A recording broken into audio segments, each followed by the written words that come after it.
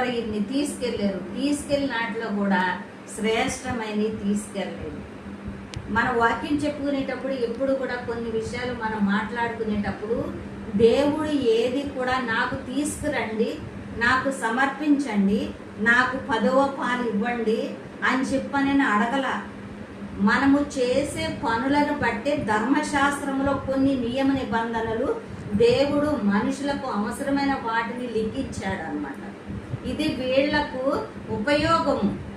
ఈ చేసే పనులను బట్టి కృతజ్ఞత అనేది తెలుస్తుంది, విలువలు అనేవి తెలుస్తుంది అనేది దేవుడు వాటిల్లో లిఖించి ఉంచాడే గాని 10వ పాలు నాకు తెండి అని చెప్పాను అనలా. ఇజ్రాయేలీలుని వాళ్ళు విభాగించి వాళ్ళకి గోత్రాలు ఇచ్చి వాళ్ళకి పంపకాలు ఇచ్చినప్పుడు లేవి గోత్రానికి వాళ్ళు పంపకము దేవుడు పంచలేదు కాబట్టి ఆ 10వ పాలు లేవి గోత్రానికి ఇవ్వమని చెప్పాడే తప్ప నేను